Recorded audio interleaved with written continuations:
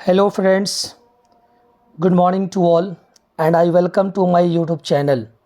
Today I'm gonna explain the most important chapter which has been taken from Bihar Board Class 12th. जी हाँ dear friends, आज का chapter वर्ग 12 के poetry section का है। तो चलिए आज हम पोएट्री सेक्शन का एक कविता आपको डिस्कस करने जा रहे हैं और बताने हम जा रहे हैं। देखिए ये कविता जो है, इस कविता का नाम लिखा है एन एपिटाफ। इस एपिटाफ का मतलब होता है समाधि लेख या स्मृति लेख। आपको पता होना चाहिए जब किसी व्यक्ति की मृत्यु हो जाती है और मृत्यु हो जाने के उपरांत जो कुछ भी बातें उसके बारे में लिखी गई होती हैं वही एपिटाफ, वही समाधि लेख होता है। ठीक है, जैसे कि उसके ऊपर उसके कुछ कारनामे होते हैं, उसका जन्म के बारे में लिखा गया होता है या उसकी मृत्यु के बारे में लिखा गया होता है। तो ये तमाम चीज़ें ही स्मृति लेख, समाधि लेख कहलाती हैं। और इस कविता को लिखे हैं एक बहुत ही जाने माने कवि जिनका नाम है वाल्टर डीला मेयर। इसको मारे नहीं पढ़ेंगे, मेयर पढ़ेंगे। हालांकि इस मेयर का एक और भी हिंदी शब्द होता है, यानी घोड़ी। ठीक है, घोड़ी के लिए भी यही स्पेलिंग होता है मेयर, और ये मेयर जो है ये इनका टाइटल है। तो चलिए समझने का प्रयास करते हैं इस चैप्टर को। सबसे पहले यहाँ लिखा है कि वाल्टर डीला मेयर का जन्म होता है 1873 में और इनकी मृत्यु होती है 1956 में। ठीक है, was born in the village of Charlton in Kent, यानी केंट जो शहर है वहाँ उस शहर के एक चार्ल्टन नाम का एक गांव है। हालांकि गांव के नाम के लिए यहाँ चार्ल्टन, कार्ल्टन हम बोल सकते हैं, लेकिन सही इसका उच्चारण चार्ल्टन होगा। तो ये भी क्वेश्चन पूछा जा सकता है आपके एग्ज़ाम में कि वाल्टर डीला मेयर जो कवि हैं वो किस शहर के चार्ल्टन गांव में उन्होंने जन्म लिया था। तो सही आंसर होगा केंट। या पूछ देगा किस शहर में, तो आप केंट बोल सकते हैं। और अगर पूछ देगा किस देश में, तो इनका जन्म इंग्लैंड देश, यानी कि इंग्लैंड देश के एक केंट शहर का जो चार्ल्टन नाम का जो गांव है वहीं पे इनका जन्म होता है। ठीक है, एक मिनट फ्रेंड्स, थोड़ा सा कुछ इशू हो गया। चलिए, तो ये इन बातों को हम समझ सकते हैं अच्छी तरह से कि इनका जन्म जो हुआ था वो इंग्लैंड के केंट शहर के चार्ल्टन गांव में हुआ था। अब आगे लिखा है कि he lost his father at the age of 4, यानी 4 साल के उम्र में इनके पिता की मृत्यु हो गई थी। अर्थात जब ये 4 साल के थे तो इनके पिता का देहांत हो गया था। जब इनके पिता का देहांत हो गया, ये 4 साल के थे, तब हुआ ये चीज़, and had to move with his family to London. तब इनको परिवार के अन्य लोगों के साथ अब इनको कहाँ जाना पड़ा, लंदन जाना पड़ा। ठीक है, इनके परिवार के लोग लंदन रहते थे। पिता की मृत्यु कितने साल में हो गई थी, जब ये 4 साल के थे तब इनके पिता की मृत्यु हो गई थी। ये भी क्वेश्चन पूछा जाता है। आगे लिखा है कि he is known for his sensitive concern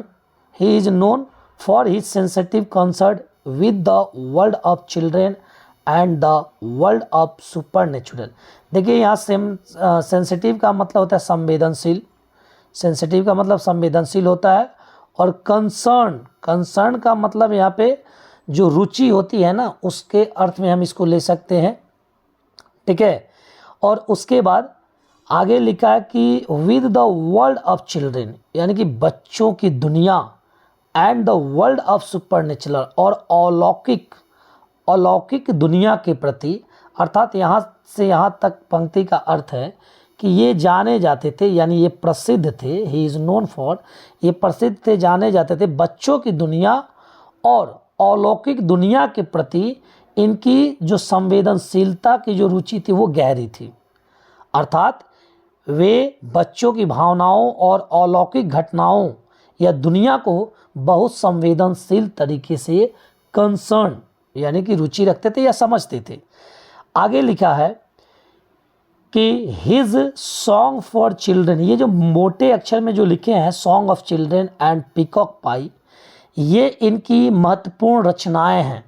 ठीक है, तो कह कि सॉन्ग ऑफ चिल्ड्रन और पीकॉक पाई जो ये जो इनकी रचनाएं हैं, डिपिक्ट वर्ल्ड ऑफ ड्रीम, ये सपनों की दुनिया को चित्रित करती है। मतलब इनकी इन रचनाओं में बच्चों के लिए जो गीत या पीकॉक पाई के लिए इन सपनों की जो दुनिया है तमाम चीज़ों का चित्रण करते हैं, अर्थात उनकी इन रचनाओं में कल्पना और सपनों की दुनिया दिखती है।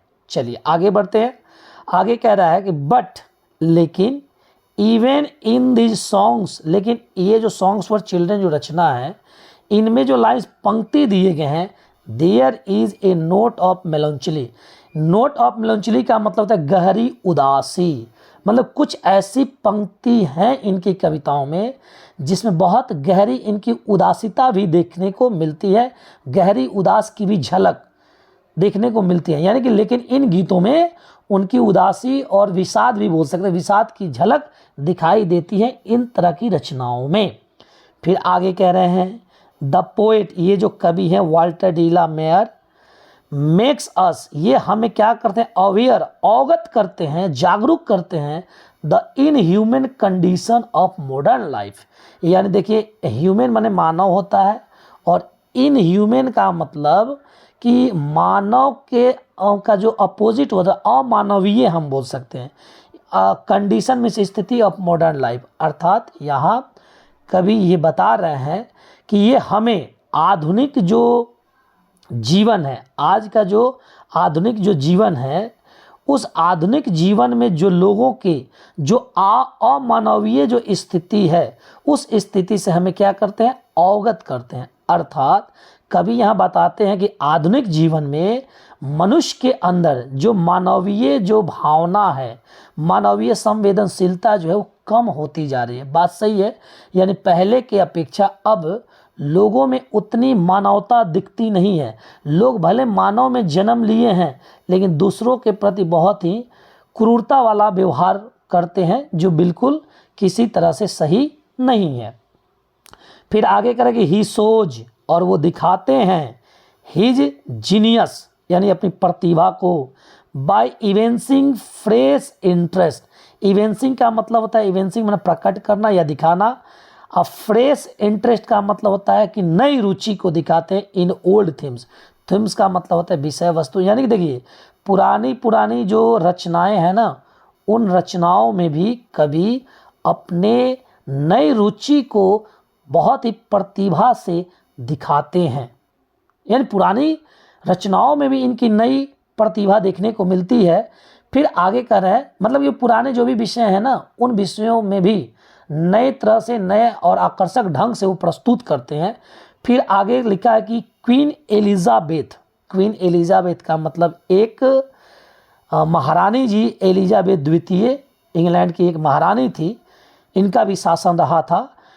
ऑनर्ड हिम, उन्होंने इनको सम्मानित किया with the order of merit. Order of merit नाम के एक पुरस्कार से वाल्टर डी ला मेयर को 1953 में महारानी एलिजाबेथ के द्वारा इनको सम्मानित किया गया। ये भी क्वेश्चन पूछा गया है कि ऑर्डर ऑफ मेरिट से किसे सम्मानित किया गया, वाल्टर डी ला मेयर को, और कब, 1953 में। ये बात याद रखिएगा।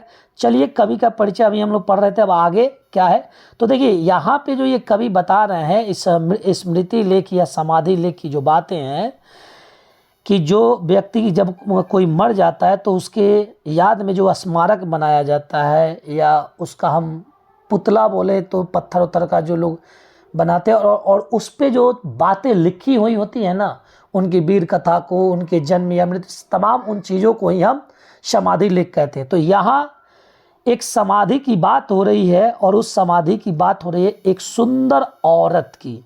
जी हाँ, एक सुंदर औरत के बारे में कवि यहाँ बता रहे हैं जिससे कवि बेहद प्रेम करते थे और उन्होंने बहुत प्रयास किया उस औरत का प्रेम पाने के लिए, बट उस औरत का रिस्पॉन्स बिल्कुल पॉजिटिव नहीं रहा, यानी कि ये प्रेम इकलौता प्रेम ये करते थे, बहुत ये प्रेम करते थे, उसका प्रेम पाने के लिए भी बहुत इन्होंने प्रयास किया, बट उस महिला ने इनके साथ प्रेम का कभी मतलब प्रेम के लिए कभी इजहार नहीं किया। लेकिन जब उसकी मृत्यु हो जाती है, मृत्यु होने के बाद भी ये जो कवि हैं, मृत्यु होने के बाद भी उसकी यादों में अपना समय बिताते हैं और उसके स्मारक के पास जाकर के, समाधि के पास जाकर के उसे याद करते हैं।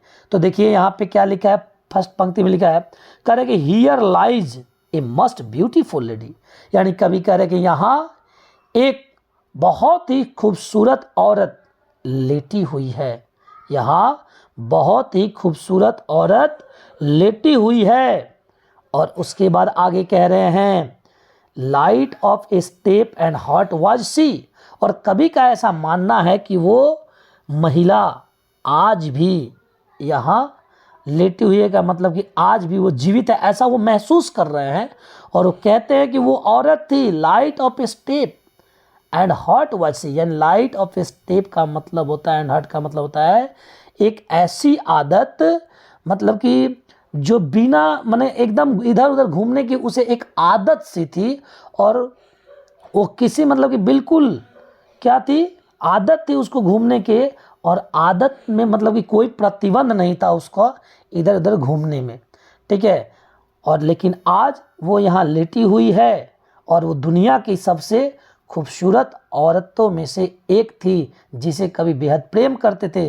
फिर आगे कभी कह रहे हैं आई थिंक, मेरे ख्याल से she was the most beautiful lady, मेरे ख्याल से वो दुनिया की सबसे खूबसूरत औरत थी। जी हाँ, ये बात सही है कि जब आप किसी से प्रेम करते हैं और जब किसी से आप प्रेम करते हैं तो दुनिया का वो सबसे सुंदर सब कुछ उसके अंदर गुण होता है, ऐसा महसूस होने लगता है। इसलिए कहा जाता है लव इज़ ब्लाइंड, ठीक है। आप देखे होंगे एक माँ अगर अपने बच्चे को जन्म देती है, लेकिन बच्चा जैसा भी हो, बच्चा के अंदर मतलब कि चाहे वो अपाहिज भी हो, कुछ भी हो, कुछ सुंदर हो या ना हो, लेकिन उस माँ के लिए ना वो बच्चा दुनिया का सबसे खूबसूरत होता है। यही बात सत्य है। इसलिए हम यह कह सकते हैं कि उस औरत को इधर उधर घूमने की आदत थी और किसी चीज़ के प्रति उसका कोई प्रतिबंध नहीं था, लेकिन आज वो यहाँ लेटी पड़ी है, ठीक है। और मेरे ख्याल से वो दुनिया की सबसे खूबसूरत औरत में से एक थी। That ever was in the west country, जो कभी इस इंग्लैंड के पश्चिमी क्षेत्र में रहा करती थी, जो कभी इस पश्चिमी क्षेत्र में रहा करती थी, लेकिन आज वो इस दुनिया में नहीं है, बस उसकी यादों में उसका स्मारक ही है। बट ब्यूटी वैनिसेज, और कभी यहाँ कहते हैं कि उसकी सुंदरता गायब हो गई, उसकी सुंदरता गायब हो गई। But beauty vanishes, beauty passes, beauty यानी सुंदरता गुजर गई, यानी भले ही वो खूबसूरत कितना भी क्यों न थी, लेकिन शरीर के साथ साथ उसकी सुंदरता भी गायब हो गई, सुंदरता भी खत्म हो गई। अर्थात कवि का कहना ये है कि शरीर के साथ साथ उसकी सुंदरता का भी अंत हो गया। इसलिए भाई, यानी कि आप चाहे कितना भी सुंदर हो, एक ना एक दिन आपके शरीर के साथ आपकी सुंदरता का भी अंत हो जाएगा। इसलिए इस पंक्ति पर मुझे एक गीत याद आ गया, आप गीत सुने होंगे कि गोरे रंग पे न इतना गुमान कर, गोरा रंग 2 दिन में ढल जाएगा। यानी अपनी सुंदरता पे ज़्यादा अहंकार नहीं होना चाहिए, क्योंकि शरीर के साथ साथ सुंदरता का भी अंत हो जाता है। बस एक याद रह जाता है तो व्यक्ति के कर्मों का, उसके गुण का। चलिए आगे देखते हैं। आगे कभी करेंगे however rare it be, वो भले ही मेरे लिए कितनी भी दुर्लभ क्यों न थी। रेयर का मतलब होता है दुर्लभ, रेयर का मतलब दुर्लभ होता है जिसको पाने के लिए बहुत कठिनाई से कोई चीज़ प्राप्त हो। कभी कह रहे हैं कि लेकिन मेरे लिए वो कितना भी दुर्लभ क्यों न थी, लेकिन उतना दुर्लभ होते हुए भी वो मुझे छोड़ के चली गई। एंड वेन, लेकिन मुझे चिंता इस बात की है कि वेन आई क्रम्बल, इस क्रम्बल का मतलब होता है मृत्यु, डाई, लेकिन मुझे चिंता इस बात की है कि जब मेरी मृत्यु हो जाएगी, who will remember this lady of the west country, आखिर जब मेरी मृत्यु हो जाएगी तो फिर कौन इस इंग्लैंड की पश्चिमी क्षेत्र की इस सुंदर औरत को याद करेगा, कौन इसकी स्मारक के पास आकर के समय बिताएगा और याद करेगा। इसी के साथ इस कविता का अंत होता है। कवि यानी मरने के बाद भी स्मारक पे जाकर के उस सुंदर औरत को याद करते हैं और बीते हुए समय को महसूस करते हैं। ठीक है, चलिए आज के लिए बहुत बहुत धन्यवाद। और एक ही वीडियो में इस चैप्टर को हमने पूरा कंप्लीट कर दिया। और आपको वीडियो पसंद आया तो लाइक करें, सब्सक्राइब करें, शेयर करें, बेल आइकन दबाना ना भूलें। तब तक के लिए Jai Hind, Jai Bharat, have a good day, take care, bye.